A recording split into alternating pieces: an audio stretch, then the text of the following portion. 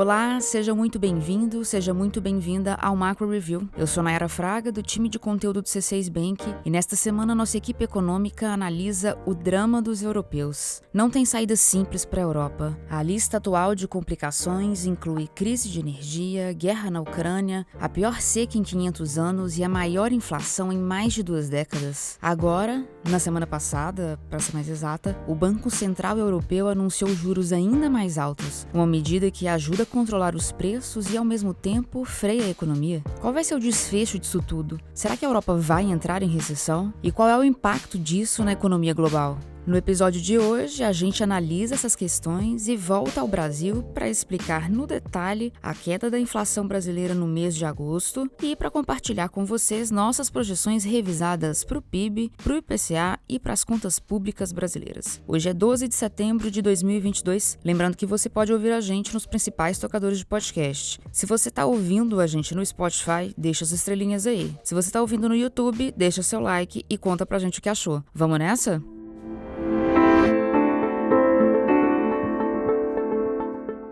A corrida para conter a maior inflação da Europa em mais de 20 anos continua e, ao que parece, está longe da linha de chegada. Depois de um aumento de 0,5% em julho, o Banco Central Europeu elevou os juros da zona do euro agora em 0,75%, algo inédito. Foi o maior ajuste de juros na região em uma tacada só. Antes disso, os acréscimos mais altos tinham sido de 0,5%, e isso em reuniões do BCE no início dos anos 2000. Para entender o porquê desse aperto monetário, é só olhar para os números. A meta de inflação na zona do euro é de 2%, mas a realidade atual é de uma inflação de 9,1% em 12 meses até agosto. Só a categoria de energia, que inclui energia elétrica, gás e combustíveis, aumentou 38,3% nesse mesmo intervalo de 12 meses. Energia é, aliás, a maior preocupação dos europeus. O preço do gás, que responde por 1/4 da matriz energética europeia, subiu mais de 2 vezes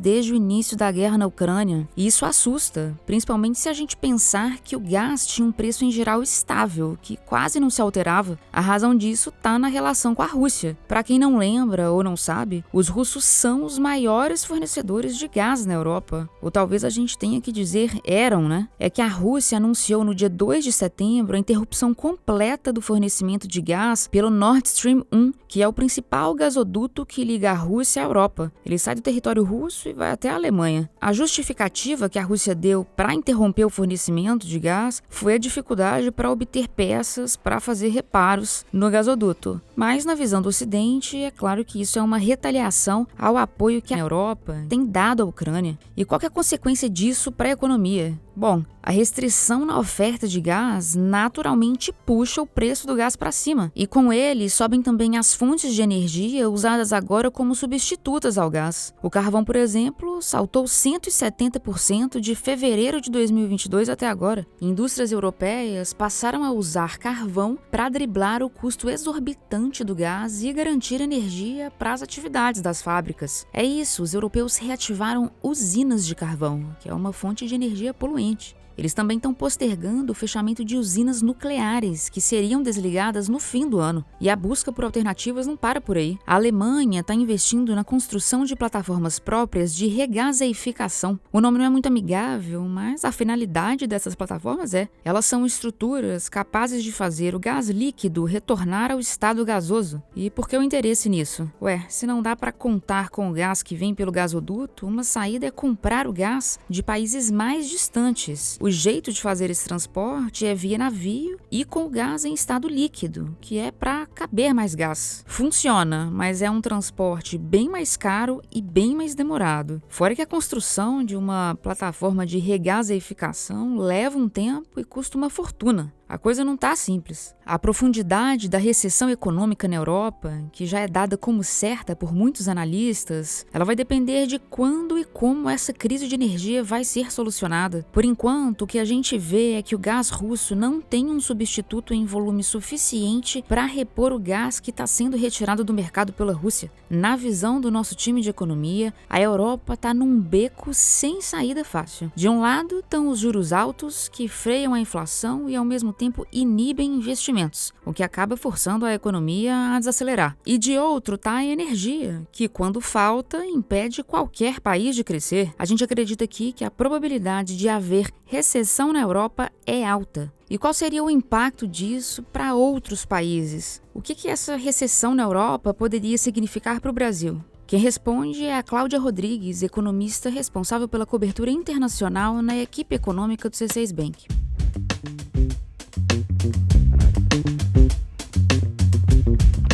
Pois é, Nayara, a situação da Europa é bem preocupante, mas não só para os europeus. Vamos pensar que a Europa responde por quase 20% do PIB global. Olha o tamanho da importância deles na economia mundial. Isso significa que uma Europa em recessão, ou seja, uma Europa com o PIB encolhendo, com uma economia que produz menos, pode afetar o crescimento de outros países. Como assim? Bom, quem produz menos também vai demandar menos, vai precisar de menos insumos para a produção nas indústrias, por exemplo. A consequência disso para quem exporta matérias-primas e outros bens para os europeus é perda de receita. Se a Europa não quiser comprar e o exportador não tiver para quem vender, ele não vai nem produzir. E aí as receitas caem, afeta o PIB de todo mundo. A Europa tem um fluxo comercial intenso com a China, com os Estados Unidos. O Brasil também não fica de fora. 11% das exportações brasileiras vão para a Europa. É por isso que está todo mundo de olho na crise de energia e nas soluções que os europeus estão discutindo. Na sexta-feira passada, os ministros de energia da União Europeia fizeram uma reunião emergencial para discutir o que fazer. Entre as medidas que eles discutiram está a limitação do preço do gás importado. Isso é bem polêmico. Afinal de contas, uma empresa americana ou de qualquer outro lugar que produz gás e vende para a Europa, ela não quer reduzir o preço do produto. Ela quer mais é surfar na onda da commodity. Ou seja, ainda não existe uma solução viável para impedir a alta do preço da energia. Fato é, a quantidade de energia disponível no mercado europeu, ela já está dada. É isso aí que você falou, Nayara. A Europa está num beco sem saída. Nenhuma medida que os europeus tomarem vai fazer surgir mais gás num curto espaço de tempo. A restrição é física.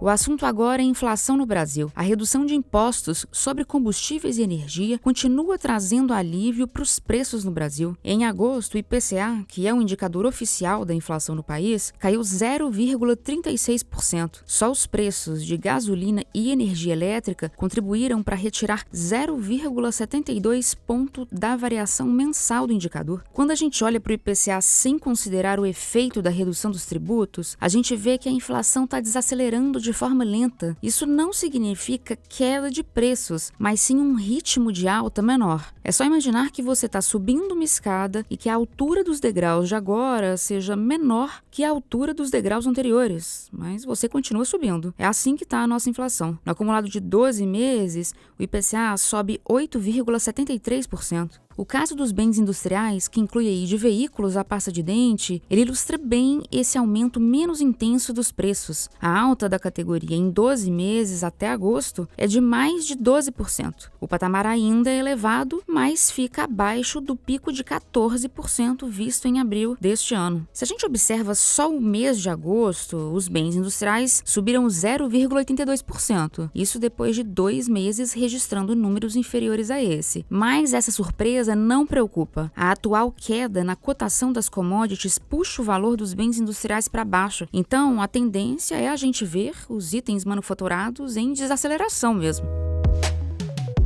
Falando agora da categoria de serviços, em que entram academias, escolas, restaurantes, entre outros, ela ainda não dá sinais claros de desaceleração e é o maior obstáculo para que a inflação caia ainda mais. No acumulado de 12 meses, os preços no segmento de serviços avançam 8,8% e estão sob efeito da inércia inflacionária, quando os preços de hoje são reajustados com base na inflação passada. Ou seja, apesar dessa queda no IPCA por 2 meses seguidos, julho e agosto, quando a gente olha o indicador por dentro, como os nossos economistas costumam dizer aqui, os desafios são muitos.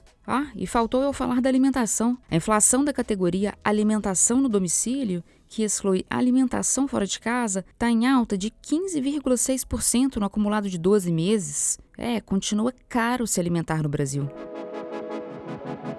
Vamos falar de projeções agora. Todo mês a gente atualiza nossas projeções para os principais indicadores da economia brasileira. Hoje eu compartilho aqui um pouco dos motivos que nos levaram à revisão de alguns dados. Vamos de PIB primeiro. Nossa projeção para o crescimento do PIB de 2022 foi de 2% para 2,3%. Por quê?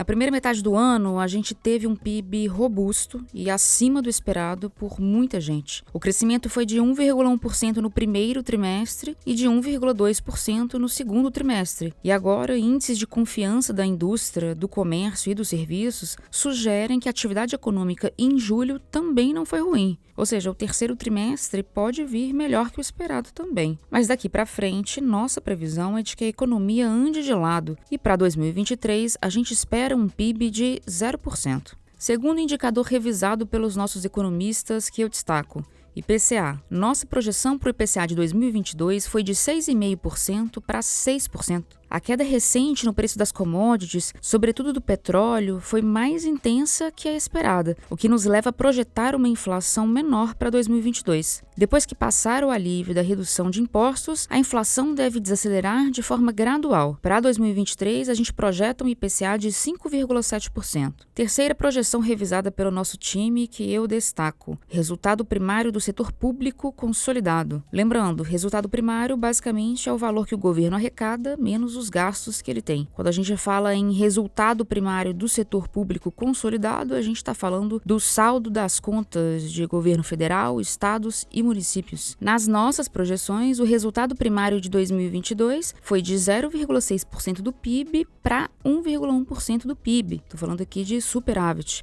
E por que essa revisão para cima? Bom, a arrecadação forte de impostos vem contribuindo para sustentar as contas do governo em território positivo. Os números deste ano até julho vieram acima do esperado. Já para 2023, nossa projeção para o resultado primário, que era de um déficit de 0,8% do PIB, agora é de um déficit de 2% do PIB. É que a provável manutenção da desoneração de impostos e a perspectiva de aumento de gastos por parte do governo nos fazem acreditar que o déficit fiscal vai ser ainda maior.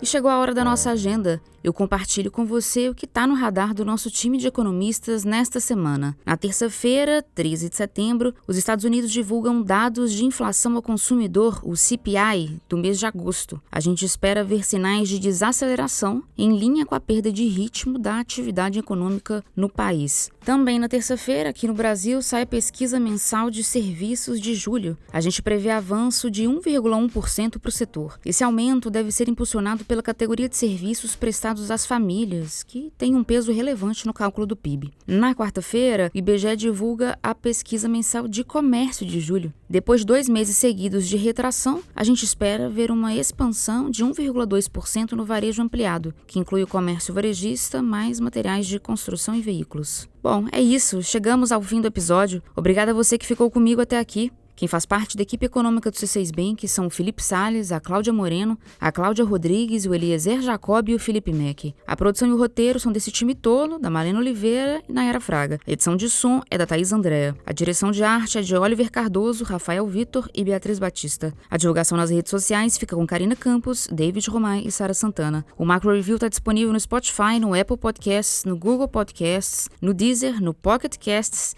e no canal do C6 Bank no YouTube. Uma boa semana para você e até a próxima!